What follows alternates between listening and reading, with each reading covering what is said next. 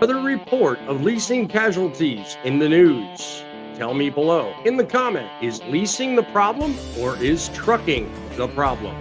Coming up on Shall we begin? From the trenches of trucking experience and a passionate heavyweight in the Truth in Broadcasting Network, welcome to Truckin City News Frontline Podcast, hosted by the most opinionated broadcaster on YouTube, Boss Man.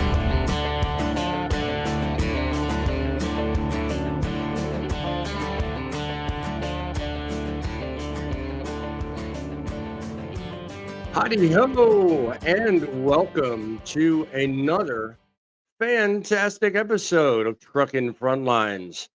Do me a favor, let us know in the comments below what your thoughts of today's show are by the time the show ends, and certainly take a moment and share this with others. I know some of you it's difficult, but it's simple. Just share the link to the show to the platform that favors you most and let others know there is someone in this lifetime fighting for you because major news media doesn't care. That's why we're here. We are here because mainstream media could care less whether you succeed or fail. In this day and age, it's important as truckers to stick together. Our industry, our brotherhood, our lifeline is in your hands. Certainly, go down below, like this broadcast, share with others that do like we do. We bring home everything in America. Every grocery store shelf, every product you buy, everything you do is ridden on the back of a truck. And we need to stick together. The likes of the Anderson Coopers, the Rachel Maddows, the others in mainstream media that are just too big. They don't care about us. They don't care about you. So people like me, we do.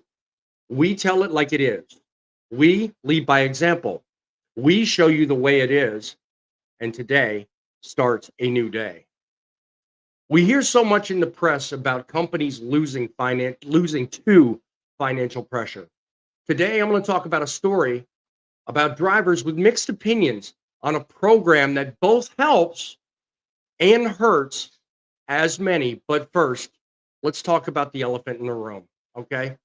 Leasing programs. Where did they start? Where did they become so popular? Well, I've got but a small opinion, so sit back while I talk about that for just a moment.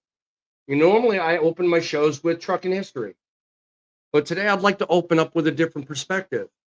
I'd like to say that, we continue our conversation with basically a tale of about 100 drivers that have learned a hard lesson.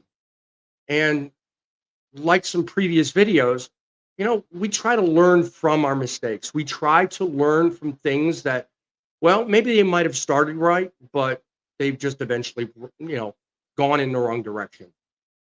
So let's think about this. Leasing a semi-truck has always been a topic. Drivers, well, they're divided. It's a path many consider when aiming to break into a more lucrative sector, like they're a driver for somebody and they're only making 50 cents a mile or 40 cents, whatever the going rate is, But is it truly the best route? Is it truly the way to get things done? Some of us, we look to get collectively a lot of money and we look to get our stuff together and put down a down payment, finance a truck. Hell, so a lot of us, we can afford to do that because some of us have 790, or 750 or whatever the basic perfect FICO is. But not everybody has that. Some of us were in the low 400s or high 500s. So let's take a walk back in time and think about how did leasing actually start out? Okay? Finding something you love is really what the important thing is. Some of us can finance it. Some of us can actually buy a truck outright. Others, we have no choice. We have to go with a company that has things set up. A company like, well, as much as we talk bad about them, Swift, you know, um, or maybe even somebody more than that. Maybe somebody like Peterbilt, which though not leasing a company per se, they were really responsible for revolutionizing the industry with their innovations, and the influence they provided set the stage for leasing models we see today. Then we have rail transport. You know, they're another which offers a support system called BOSS, not to be confused with my name, Boss Man. No, no, has nothing to do with me. But they offer a lease purchase program that not only gives them the support, but the latest in safety and technology for them as well, to not only build their support network, but also gives them a little bit of hope and gives them a way to kind of get that network besides just buying a truck and trying to get out there. You know, and there are other companies out there that provide services, and yeah, they'll take a little bit more. They'll kind of take a little bit more than the ideal lease would be. But you know what? Not every company's perfect, and there are some creators out there, and this is another point I'm going to talk on tonight. There are some creators out there that talk like the lease purchase program is close to failure. Everyone that does a lease purchase is subject to apocalypse or is close to it. And if you're out there watching this live tonight, I welcome you to come on and prove your point. I welcome you to come on and prove your case, because there are some lease purchase programs that are out there, I think, are still viable and are still a way in which we can make trucking great again. I'm going to talk first about a company where that position failed. But then I want to go a step further and I want to talk about the possibilities that maybe a lot of people haven't thought about. And even those that have experienced failure or maybe a bad spot in leasing a truck, well, you've got an opportunity to turn yourself around. It's not as bad as everybody says. So let's talk first about a company known as APL Cargo. Okay. In an article in FreightWaves a short time ago, a story of a trucking company out of Walcott, Indiana, recently filed for a Chapter 11 bankruptcy. It had 122 drivers and a fleet hauling everything from fresh produce to general freight. Their sudden troubles sparked significant industry interest. So much so, FreightWaves put a story out. Okay. It was basically culminated in a lawsuit that was filed from one driver in the company that claimed that the way in which they were compensated was not fair to them or all those involved. Now, that one lawsuit sparked a fuel for a fire that would eventually culminate in bringing that company down. So now, because that story's been so public, and not just that story, but others equally have come out of other states like Oregon, California, and other states in the union, everybody's joining the bandwagon and saying that because of AB5 and because of all this controversy over 1099 versus W2, leasing's bad. You can't make it in lease. Well, I ask you, put in the comments below, tell me, really, is lease set to die? Or can we actually make it in trucking today? Let's bring on some panelists that commonly come on and let's talk about this very interesting topic and let's solve it. Let's figure out, is leasing dead? Is leasing the problem? Or is trucking the problem? First up on the list today, somebody you all have probably seen on my show very often. Trucking with John, or Driving with John, or whatever. John, take it away, my friend. What's your thoughts on leasing? Well, Truckin with John thinks, no. Two things before I say hi to everybody. I like the look, by the way. Got to mention that. Everybody, yeah. make sure you give a thumbs up if you like the look. Yeah, if you Take like a the snapshot. You might never look. see The other it thing I again. want to say is, the other thing I want to say is, I see that WCF Invaders in the house. Dude, email me. I have something I want to talk to you about. Driving with John today at gmail.com. I'm glad to be here. This is going to be an exciting conversation because I might have a take on it that you don't expect. I like that. Surprise, surprise. Unexpected takes are just a way of doing business, man. And please don't hold it against me that I'm working sideways because I have not adjusted my setup yet. But I keep my points in front of me, my screen next to me, and everything. You know, I'm working counterclockwise here, so don't be offended. But yeah, that's how I work things here. My studio is in development, as it Well, were. yeah, you know, you do news with an attitude that tells the truth. I mean, I would expect you to go counter of anything you do. So. Nice point. Dude's on point tonight. I like that. Yeah, that's cool right there. Another point that may not be so popular. I mean, this man is known by all to be the grumpiest codger of all. The grumpy old trucker. Hey, how's you no, feeling? not him. Oh, yeah, no. I thought I was watching the Fox News channel. What happened now? Oh, now. Come Really? on.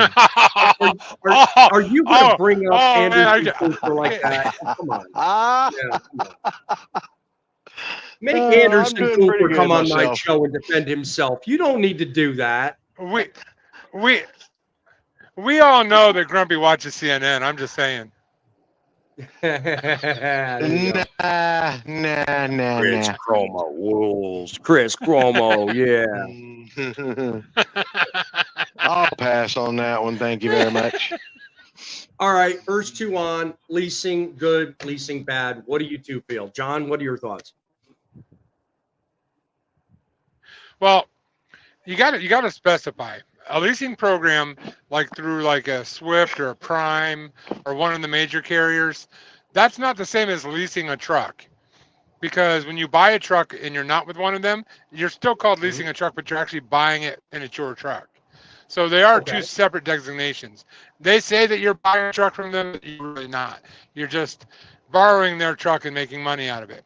But if we're going to talk about leasing programs, I would say run. Don't do it. Obviously, 100%. yeah. I mean, obviously, that's a given. But I mean, in terms of if you're talking about leasing, in terms of leasing programs that favor the individual leasing the truck, that's kind of what I'm talking about tonight. Everybody's got divided opinions, you know, and you'll see a couple of them that come up later in the show. But I mean, honestly, where else are you going to get the benefit of, you know, well, if you buy your own truck and you run your own authority, we've already figured out you've got to purchase the plates, you've got to set up IFTA, you've got to go through all of the handheld stuff yourself. And these leasing programs actually run the gamut of actually providing that for you at a cost. Yes, there's cost there, you know, but some places, I think, run a program that actually does let you make some money. Now, the question is, where exists the program that lets you live above and beyond or equal to your means? That's the point of tonight's show. So, what do you think, Frank? What's your take on it? Well, I'll be honest with you. I've done 2 lease programs in my career. Neither one of them worked out. They were both walk-away leases, thank heavens. So I didn't have to owe anything once I walked away, turned the equipment back into them the way I received it. And, you know, I walked away, and I'm never going to turn back to it. Because I'll be honest with you, if you're going to do something like that, don't have a family. Just get out there and stay in that truck until you pay it off, because you ain't never going to get to go home. Honestly, lease programs don't care what you have behind you. All they want is the money to get involved, and all they need is the freight to keep you moving. So the lease program don't care about your background, and it don't care about what you have to support. They just care about whether the numbers work out for you. So, you know, I agree with half what you're saying, Grumpy, but we got another fella in the house. Hey, a boss man. Thank you, poet. I'm glad you're with us tonight. Trucking is dead. Should be an interesting conversation. Yes, sir. And there's more than one purpose behind that. No leasing program to save money. Buy a truck. I don't know what that's all about. It's underneath the comment. Maybe because he purchased a super chat. I don't know. It's green, so I can't read that.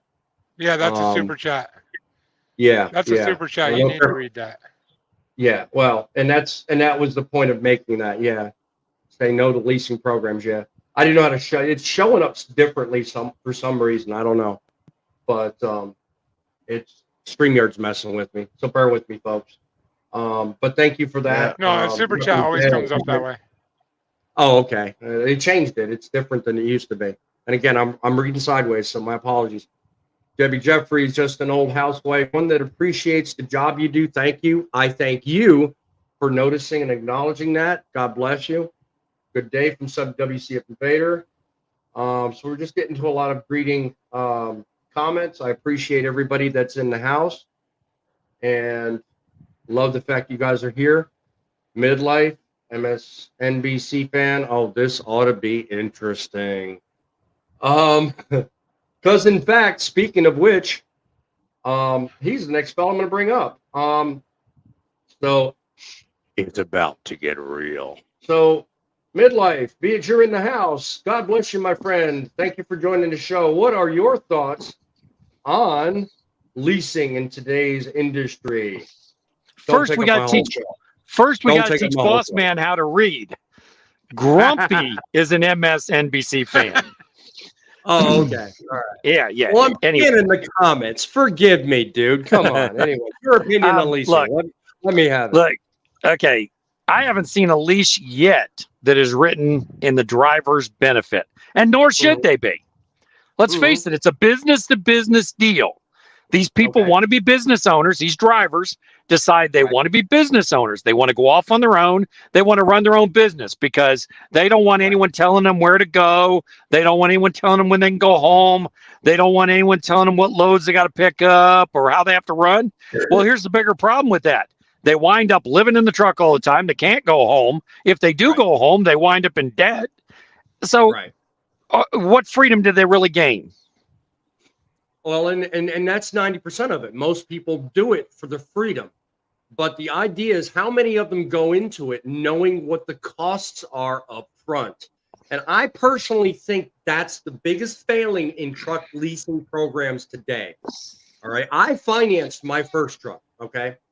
And I did it through a standard purchase agreement. I knew what my monthly payment was. I knew what my taxes were going to be. I knew what my fixed costs were going to be. So I knew going in exactly what the score was. A lot of these lease programs today do not do that. They attract you and entice you with, you can make X dollars every week. And they don't tell you everything involved until you're already neck deep in crap.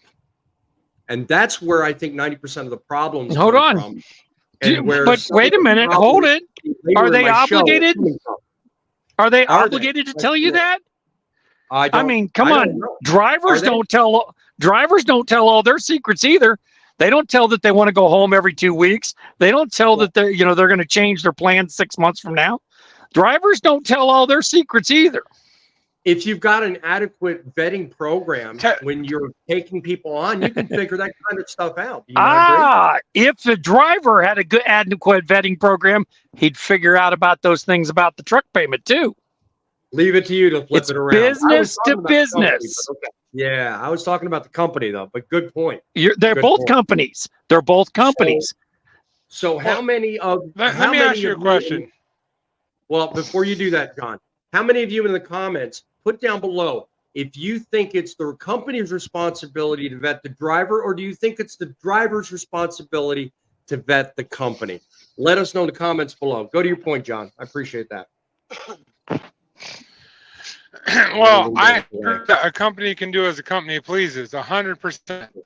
But anybody that's actually owned a company or worked for higher up in a company will tell you that a company is in it to make profit, but they also want to make sure that they make a profit at a level that they can sustain over long periods of time. The best way to do that is by being very transparent and upfront, not by snaking people. And that's what a lot of those lease programs, they snake people. And that is on the driver for not recognize that ahead of time. I'm not saying, but I owned a company, or if any of us on this panel, I would probably agree, owned a company, I think we'd be a little bit more transparent about it. I mean, you have to be upfront when you're going to offer something like that. Right. Yeah. There's a lot to be said for lease programs. There's a lot that can be brought in as, example, like just the suit itself. It was all over, referring back to APL Cargo. It was all over misclassification. And we all know that was a recent trend building in news over AB5 and basically came from AB5. And that's basically been a big sticking point with lease programs. Everybody's hell bent on this misclassification. Should you be an independent contractor? Should you be an employee? I still have yet one person that has not joined us, but I feel has a probably very interesting take. Boom, the man of the hour person in the house. Boom. How are you doing, Fate Trucking, my friend? How much experience do you have in leasing, and what do you think of this whole misclassification BS in the news talking about lease programs, good or bad? What's your thoughts, man? I have zero experience in leasing equipment, trucks or trailers. But you got to have an opinion, dude. I mean, honestly, I know you. I have an opinion. Well, let me clarify that. You have zero experience in leasing programs, but you have leased a truck. No, I've never leased a truck. No, well, either way, it's valid. I purchased a truck. I purchased a truck from a private party. Okay. I didn't lease. I didn't lease the truck through a lease program. Well, you got your truck was the same way I got mine. No, it was not through a lease program. Okay, because I didn't do mine through a lease program either. I did mine technically a lease, but that's okay. Truck no, it's not. A lease program is like what I did with the Mac, where I set up a monthly / weekly thing with a buy-off payment at the end of the agreement. The first truck I owned, I bought from the carrier that I'm leased onto, but I didn't buy it from the carrier. I bought it from the individual person with like a payment plan. You know what I mean? It wasn't. That's so it's similar to what I did. I bought mine. I bought mine. I call that a lease. I did the same thing. Yeah, I bought mine through Lone Mountain, and they were a dealer, and they put the program for financing aside from the company that I worked with, so they were separate. The company I worked for did not have control over one or the other, and vice versa. So, when I talk about lease programs, I mean, let's say hypothetically, you're with Prime. Prime, you pay them for the lease, you pay them for the financing, everything goes through them. And if they want to kill your business, you're done. You can't do nothing about it. So that's what I'm picking on them. It's not like so I don't want to piss off people or say the wrong thing. I can't think of another industry that you can get into with, I'm going to put this in quotations. You're an owner operator with absolutely no experience in the industry at all. And you're signing a paper saying you're going to pay somebody $5,000 a month for a brand new truck. To me, I personally think that's foolish. Not because of like the program, but because of my experience in the industry. You don't know enough to honestly like operate a brand new piece of equipment. There's too many things that go wrong when you start out as a truck driver that you are going to be responsible for. And you set yourself up for failure that way, in my mind. But Fate, they want to be business owners. They don't want to be a company bitch, as they put it. They want to be business owners, not have a dispatcher telling them what to do. They want to go home whenever they want to go home and go home for as long as they want to go home. Of course, that doesn't mean that they'll be able to make the payment. They have this misguided idea that becoming a lease operator is a step above company driver. And all of a sudden things turned around and the company drivers are now doing better than the lease operators in most cases. Absolutely. I would even make the argument in some, I am not being egotistical here, so don't attack me. Like I'm pretty damn good at what I do. I would make a strong argument. I know there's somebody on this panel that works for a very good company and talks about that on their channel. And it would be hard pressed for me to say I'm doing better than that person. You know what you understand what I'm saying? Like it's all a mind frame. That's what it is. But I understand that they want to be business owners, but the idea of being a business owner in an industry that you actually have no experience in or concept in is ridiculous. Like, don't do that. Do not set yourself up for failure. Experience. They have no business experience. I'm agreeing with Pete. Okay. I think it's. Go ahead, John. Go ahead, John. You were making. I was just going to say, I 100% agree with Pete. Yeah. I was just going to say, I agree with Pete. If you're getting into a business that you know nothing about and you want to go out and start your own business, that's just absurd. I mean, you wouldn't jump into any other industry in the world without any knowledge and think that you're going to start a business and be successful without learning about it. It's just absurd. The whole thought process. It's absurd. Well, lease programs. Yeah, and as I began, I started my trucking career, just perspective, case you need to know. Started my career in trucking in 2012. And in 2012, I said to myself, I was young. Now, I knew a lot about transportation, but I didn't know it all. And I was willing to admit I was naive enough to know I'd be a sucker in 2 seconds. So I worked with a major carrier, 2 of them, in fact, all the way up until 2017. 5 years I was in the business.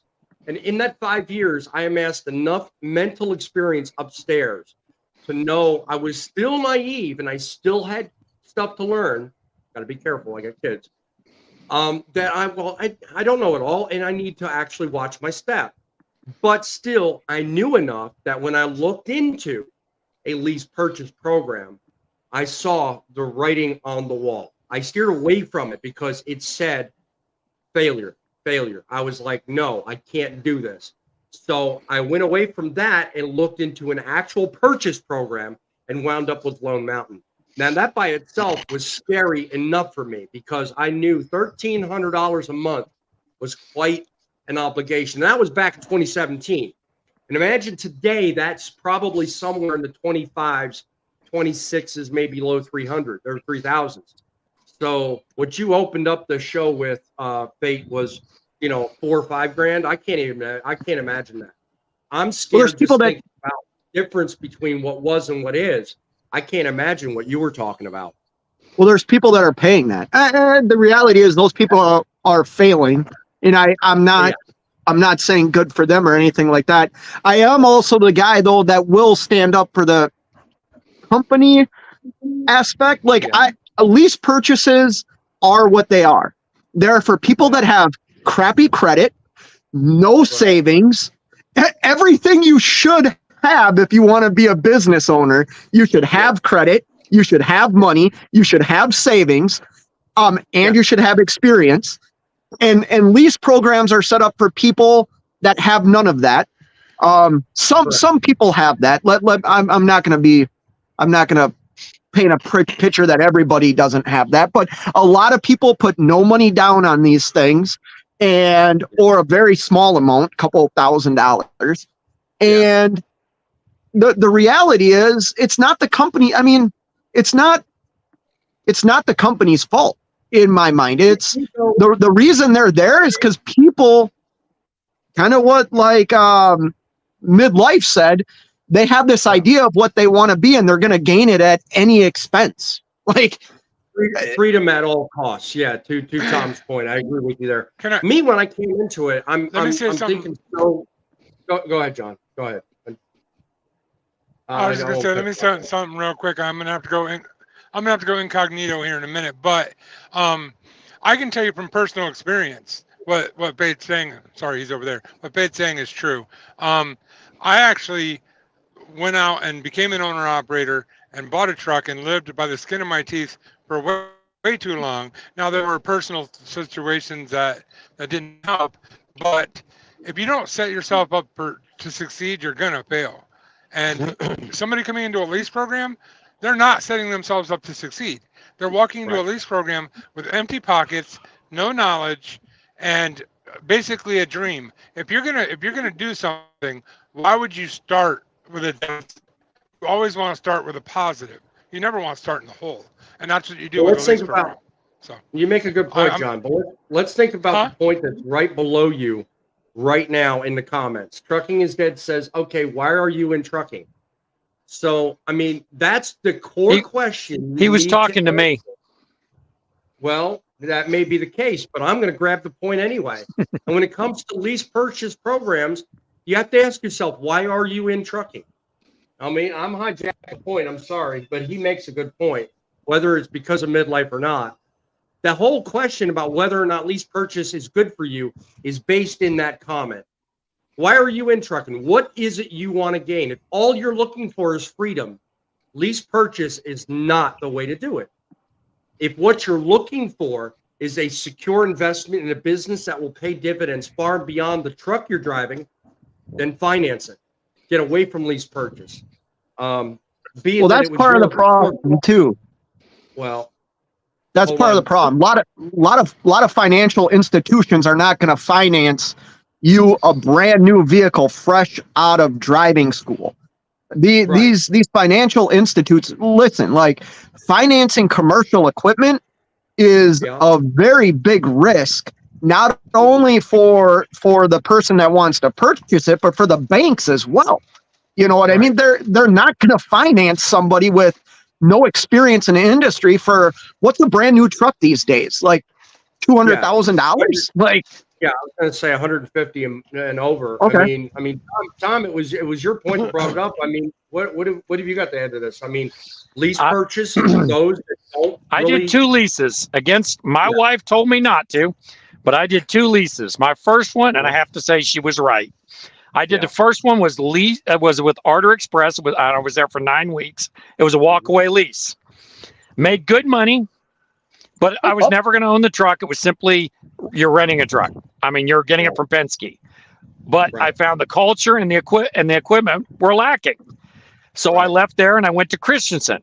Best equipment in the business. There was nothing like the feeling of peeling that plastic off of that 579 Ultra Loft with all the bells and whistles, TV included, everything. I mean, it had a microwave TV, all of it was there.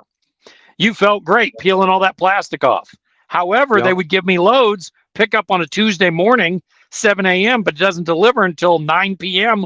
on Wednesday. And it's only 400 or 500 miles.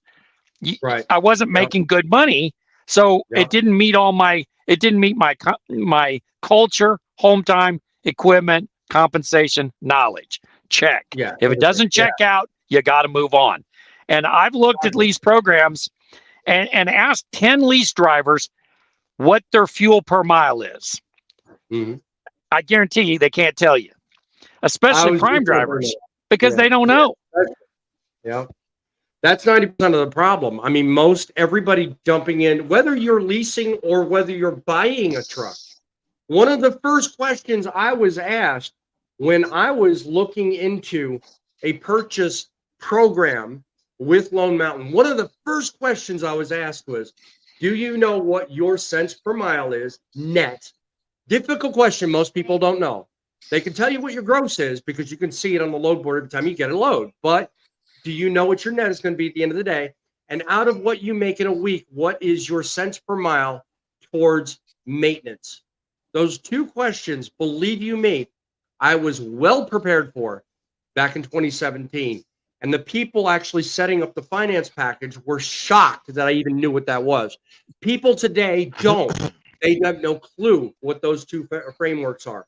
And to your point, Tom, to know where to set your money and prepare for that rainy day and what happens if you have that unexpected repair is something people are just misguided with. And leasing programs are replete with all these promises and all these things that go on that, just basically steer everybody wrong. Now, I don't know if anybody else has got something to add. I mean, you yourself, Frank, you've said you've only been in basically 24 years. You've done a couple of different options. Have you ever run into people asking you questions like that? Or, I mean, what's your thoughts?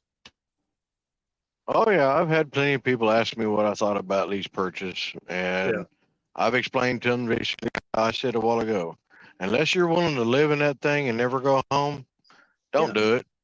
Because honestly, it's like Tom brings out a point. You're depending on where you're leasing from, you may be just purchasing, or you're not really purchasing. You're just basically making that truck payment for them, which makes them happy because that's one less thing they worry about. And you're barely scraping by while they're making the bukus, and it's not right. It really isn't. It seems like a good plan, but the problem with it is you're not going to come out in the long haul on that one. Yeah, you're kind of breaking up there, Frank. Sorry about that. Your signal's crappy. Sorry. But I mean, it's a bad part. Yeah, it comes and goes, but when it comes to lease purchase programs, I mean, some are actually getting a bad rap, and I blame Newsom, I blame AB5, but honestly, if you're looking into a lease purchase program with any seriousness and actually thinking anything through about trying to get in the hard way, because, like, for example, your FICO's under 600. Like me right now, if I wanted to finance, I'd have a rough time because I have a FICO that's less than 600. I won't be ashamed to admit it. I've had a rough lot in life, but not everybody has a FICO high enough to go to contemporary. And today, not to mention, interest rates are so damn high. Who would want to finance through a regular bank? I'll add this to this now. This has probably changed since everything is going cuckoo crazy ever since the wonderful pandemic happened. But I know some years back that the options with a lot of places, of course, you had to have some experience. You couldn't just jump right into it and expect to do it. You had to have some experience already to drive a truck and prove that you had the experience. But there were banks out there that were willing to, loan you the money to get a truck as long as you found a good company that was reputable that would let you lease under them and join on and make the money so that they know you're going to make the payment every month to them. But now things have changed, so it's possibly that may be a thing of the past. Am I not right there, Fate? So you were kind of breaking up. I heard a little bit of that, I guess. And I think what I'm about to say is, once again, going to, upset people. And I don't mean to, be a Debbie Downer, but, if you have a FICO score under 600, now don't get me wrong. I'm not saying your credit score is everything, but a credit score represents something. It usually will represent somebody that's disciplined. You understand what I'm saying? The reason my FICO score is what it is I'm a disciplined human being. I pay my bills. I'm good with money. If you're not any of those things, why would you go and get into something that the minute you're in, you're usually backwards on it? You know what I mean? You're usually backwards on it. And that's a tough hole to dig yourself out of, especially if you aren't a disciplined human being. 90% of my success is because I'm disciplined. 100. I don't doubt that for a minute. You know what I mean? Don't you want to pick your own loads? Don't you want to go home when you want to? Don't you want to be your own boss? I do. I know you are. I know you are. But I'm saying you could have 3 months in the industry and be releasing a truck. I don't agree with that. I think that's foolishness. Discipline is different for everybody, Scott, and I agree with what you're saying, by the way. But discipline is different for everybody. My below 600 Not when it comes to business. Not when it comes to business. Let me finish my statement. Discipline is different for everybody, and let me tell you, my below 600 FICO score currently is because of 2 months. 2 months worth of time. Prior to this 2 months of time, I had a stellar over 700 score. But in 2 months, I had a bad situation occur, and my score dropped below 600. Now I was able to get back up over 600. It took me a little time, but everybody has a different lot in life. Sometimes things happen. It doesn't mean you're undisciplined. It doesn't mean you're in trouble, but that's part of business. You sometimes can't make the money because of tragic circumstances. So what do you do then? If you go into a lease program and you have to use the company card, the company gas card, no matter how bad it is, like Super Ego or even Order Express, if you have to use the company's gas card that's only getting you 6 or 7 cents off pump price, and because you don't have credit, you don't have cards, you don't have money, that's a problem, because you don't know what your price, how much you're paying for fuel. And when I'm a company driver, and I know it's 43 cents is what a mile is what I'm paying for fuel, or what the company's paying for fuel. I know that because I calculate it every time I get fuel. I know what my MPG is. Most of these drivers don't. They don't have any money banked. They're not ready. They're living paycheck to paycheck. The first time they don't get a paycheck because they had to take a week off because something happened, they had a blowout, truck broke down, wife went into labor. They're screwed. They spend the next 3 weeks trying to get out of debt. Right. To Faith's point earlier, I had everything figured out and everything, my ducks in a row.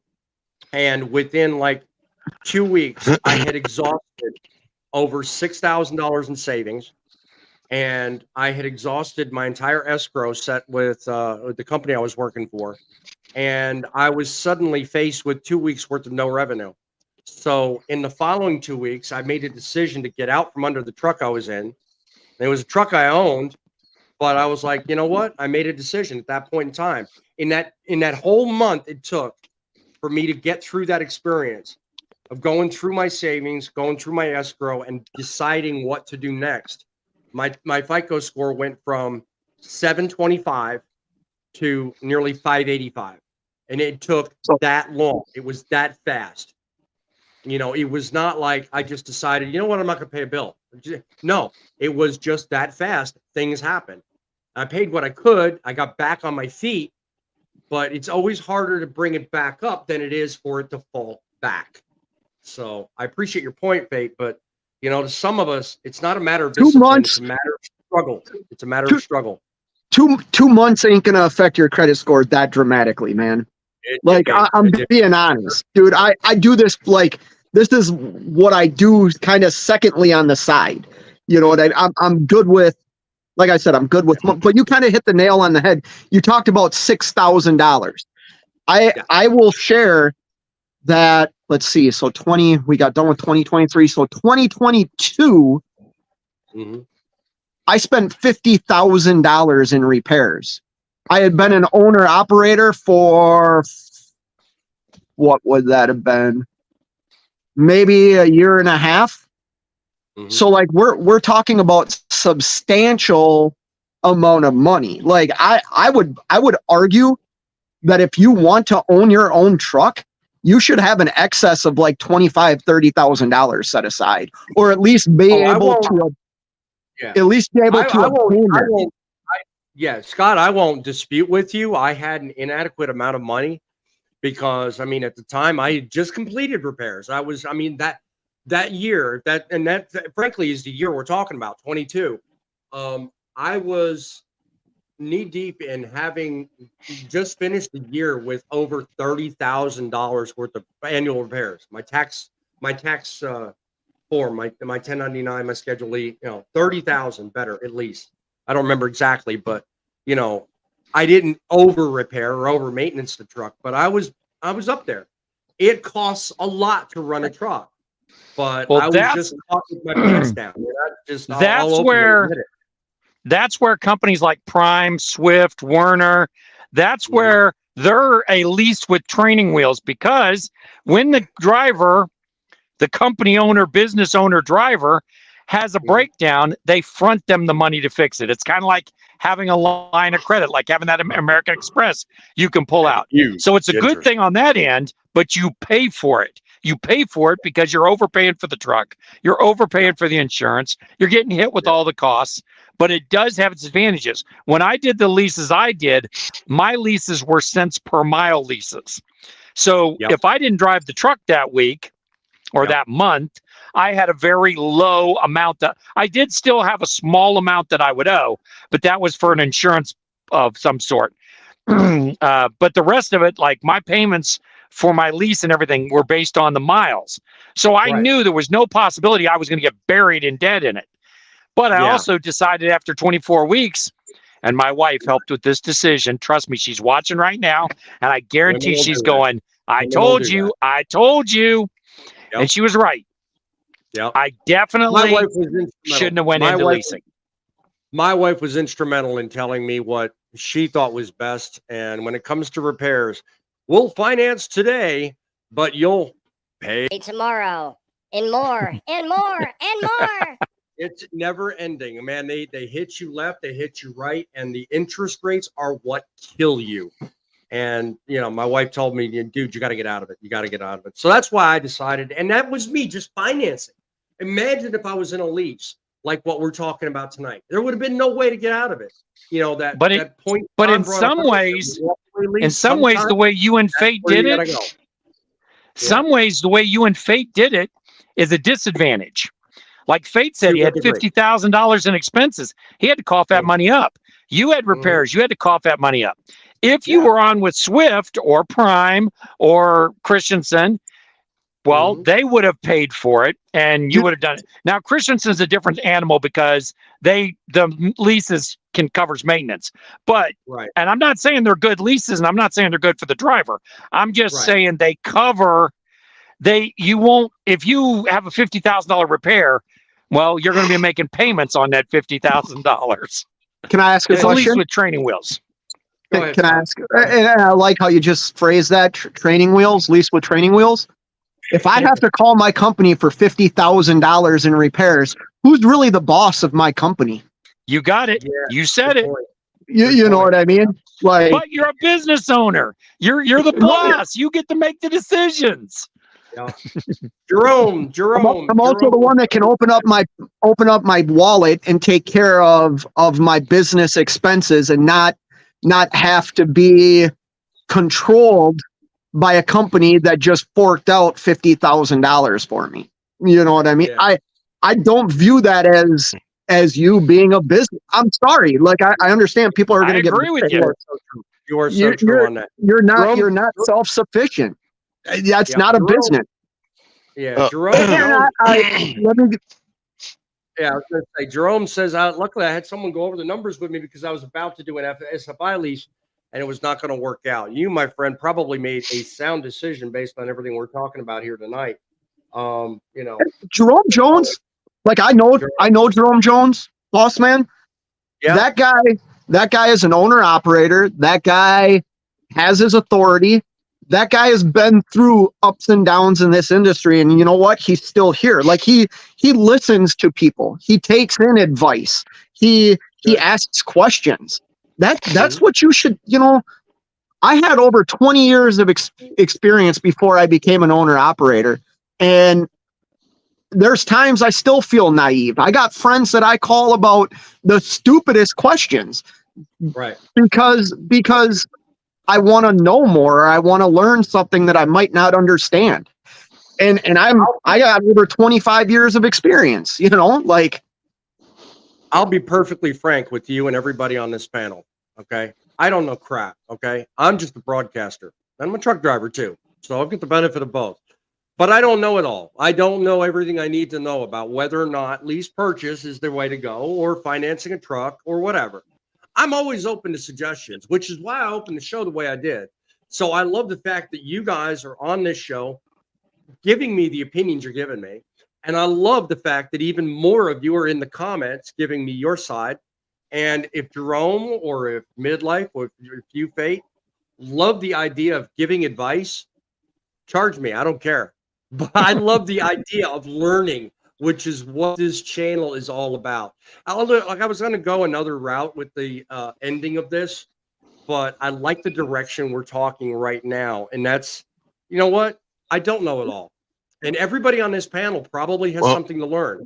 But at the end of the day, but at the end of the day, you know, I firmly believe that if you put together as a company a lease purchase program that does not do everything that we're talking about, then we have a possibility of being able to save trucking. Because right now, every lease purchase program out there is getting a bad rap. It's like it shouldn't exist. And there are people in the government that are tearing it apart. What have you got to add, Frank? You sounded like you wanted to add something to that. Well, you know, the lease purchase thing, but I wished I would have followed and done what I'm what? You're breaking up. Yeah, try again. Can you hear now me? You're coming through a lot clearer. Now you are. Now we can. Go ahead. Go ahead. Okay, let's try this again. Okay. Can you hear me okay? Yes. Hello. Go ahead. Okay. All right. Go ahead. Go ahead. I was going to bring up the fact that, you know, even though it's a truck and stuff like that. All right. Here I actually ran truckers, and this gentleman actually. Frank, we're gonna have to try this again but, later. Your signal is too bad. I can't make anything you're saying out. I'm sorry, but I just I can't do that. Can I comment on one thing here real quick? Go ahead, and it's Poet. And I don't know Poet, and I don't know your guys' situation. I'm just looking at the comment. It says, Scott, up here, I lost 165 points on my score in 1.5 months. So what I would say to that is you obviously had bills that you could not pay, and you decided not to call the creditors or the people you owed the money to, because you can reach out to those people and they will not ding your credit. You can tell them, hey, I can only afford an interest payment this month. Or, you know what, I fell on hard times. They will give you extended amount of time as long as you call them and set something up with them. If you ignore them and ignore their phone calls and ignore all the bills that they're sending you, because the thing is, it takes about 60 to 90 days for them to even consider sending it to a collection agency or dinging your credit. So my dip credit occurred back in 22, and it took me all the way through this year to actually get restored back to near 600 or 700. I'm near 700 now, but it took me almost the entire year. You know, when that happened, when you went through your period of struggle, did you reach out to the people? Some of them, not all of them. Okay. Some of them were not the most practical people. So part of because trust me, I've been bankrupt. I've shared that on my channel. I went bankrupt back in 2008. I lost everything, guys. Everything. I lost my house, my cars. I lost it all. Yeah. And what I learned in that process was I felt buried and I felt overwhelmed by the mounting debt that I could not afford to pay. I didn't do anything. I didn't call anybody. The only phone call I made was to a bankruptcy attorney, like after 1.5 years of not contacting anybody. By that time, it's too late. But if you call them the minute you know that you can't afford your credit card bill, they're going to work with you. Believe it or not, they want to work with you because they want you to keep using their card because that's how they make money. He followed up with saying no collection agency was involved. 7C's in the house asking what we're getting to. That's what happens when you show up late, dude. No, I'm kidding. 7C's, Kevin, kidding. We're talking about lease programs, the good and the bad, the ugly about it. But welcome to it. I invite you to watch on the replay. My credit score was not really, to me, I didn't think it was a bad thing. I mean, I went through a bad spot. There were some people I called, and there were those I paid attention to because they were important people I deal with on an everyday basis.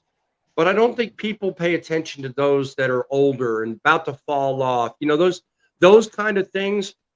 Most people don't care about those. Doesn't really matter how much it is. But if it's almost that 7-year mark, what are you going to do? You're going to call them and say, "Oh yeah, I want to pay you." Give me a break, So that sometimes you got to make those decisions, and I think that's what I was fighting with at the time. Can I say something Because real in quick? 22 I wasn't perfect, but I certainly had a number of issues come up that I didn't want to exactly open up my entire credit history to somebody and say, "Hey, stick me bad." Sounds like Driving with John is back with us. Did you want to add something to this guy? Yeah, just real quick. I'm sorry. I'm trying to work at the same time. No, YouTube's fun, by but all I means. can't always do it. Yeah, yeah. I just wanted to say, not along the same conversation, but real quick, if there's a YouTube channel, trucker that does a YouTube channel out there that actually gives two craps about our industry and would like to talk to me, email me at drivingwithjohntoday@gmail.com. I'm working on something that you may be interested. If you want drama and crap and all kinds of stuff that has nothing to do with trucking, don't bother emailing me because I'm not interested. So I hate to be so gruff about it, but you guys know how it is. As for leasing and stuff, I do want to say that I think Jerome Jones earlier said something about truck payments being $1,200 a week. Here's the difference He said between a 1,500. lease program. Yeah, whatever it was. A lease program and actually buying a truck, leasing a truck, but buying it through an actual third party. Um, and I'm going to share a little bit, but not too much. But my payment was $1,000 a month compared to $1,200 a week, and that is the difference Right. between a lease program and actually buying your own truck. Thank you. I Financially, was if you're going to bring running that a up business. earlier. Yeah. Yeah, Yes. financially, if you're gonna run a business, it's better to have lower overhead, and the overhead would be a truck payment. I mean, it's just common sense, folks. It's really just Actually, common sense. it's a good segue to what I think is an important point. Lease programs typically are set up as a means to bridge the gap between affordability and inaffordability. And there's been a number of them shown me recently. I've not engaged in them, nor have I entertained them, but I've actually learned enough about them to know kind of what I'm talking about. The difference between financing a truck and leasing one is they'll spread out in leasing they'll spread out the truck payments over each week, and they'll spread it over the month so you don't fail. And it's good because you can actually continue making money and you can actually have a leg to stand on. But the problem is they don't do that with financing. They do it typically at the end of each month. Mine was 1350. Jerome said his was 15. You said yours was 1,000. So I mean, they're all over the map depending on the value of the truck. But the problem is, if you find one week that you're down, and these leasing programs do a week by week, you're screwed. You have no fallback, and that's the beginning of the end, my friend. Some of these lease programs, I think, need to be reworked and they need to be redone in a way that favors a similar take to that of a typical finance package. And I think if that's done, this whole industry will stand a far better chance of people succeeding. Last chance on the panel, you guys. What are your thoughts? Let's go with you, Fate. What do you think? Do you think I have something? Do you think there's possibilities? What say you, my friend? Can you come back to me? I actually made you think. That's a first. What about you, midlife? What do you think? I don't think trucking is in bad condition. I know you keep saying we got to make trucking great again. I don't think it isn't great. I think there's a lot of people who have unreasonable expectations and they didn't know what they were getting into, all because they feel that they have to be above that step-up company driver. And they're not ready to be business owners. Do you think that's what I'm saying? Donald Trump wasn't saying America needed help. He said, let's make America great again. He wasn't saying we were in the pits. He just said, let's make America great again. I'm saying the same thing about trucking. I'm not saying it sucks. Otherwise, I wouldn't be driving. Shame on you, my friend. I love what we do. I do too. I do too. But like every profession, I think there are always room for improvements. Frank, do you have an internet connection that allows you to add in onto this? I don't know. Can you hear me okay? I can do. Can you hear me okay? Say what you want. Say what you want. I think I fixed something. Okay. All right. What I'm just trying to say earlier was the fact that just like this gentleman that I actually shared one of his videos to my channel, or not my channel, but my group. The gentleman went out because he wanted to be an owner operator. He took his hard-earned money that he saved up and as a company driver and stuff, and he bought a truck, a decent truck. It wasn't perfect, wasn't beautiful, had a lot of rust spots and all that, but it was still legal to run on the road. He purchased that truck. I think he said $25,000 or $30,000, and he's still running that truck. So I look at it as, instead of doing a lease purchase, do something similar to that gentleman. Find you a decent truck, buy that sucker, save up if you have to, or if you can find someone to help you get a small loan to purchase it, great. You know, because I mean, $25,000, $30,000, you know, surely you can get some help, some financially from a bank if you need to. And then once you get that paid off, it's yours 100%. And it won't take you as long, and you ain't got to worry about a balloon payment and all that. Yep. Totally agree. Fate, you're on the hot seat, my friend. What do you say?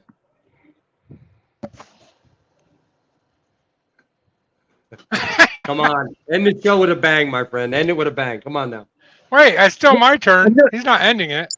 I ain't putting you at pasture, John. Don't get your panties in a wad. I'll say this. Do what you want to do, and don't effing cry about it. Do what you want to do. You're a grown man or woman. If you made a bad decision, you made a bad decision. Don't whine and cry about it. I don't want to hear it, because there's people out there telling you there's a different way of doing it, and you choose not to listen. The blame is on you. Take a look in the mirror, pull up your big boy pants or your big girl pants, and move on. That's right. Totally agree. You got Midlife giving you a thumbs up on that one. I like that. I like the advice, Scott. I mean, it does make a lot of sense. It sound logical advice when it comes to leasing, when it comes to buying, when it comes to even the decision about, well, do I do this? Do I do that? Do I purchase? Do I lease? What do I do? I think the best thing you can do as an individual working in this day and age in trucking is make a decision that's sound for you. You do what's right for you. Because at the end of the day, the only one you've got to answer to is you.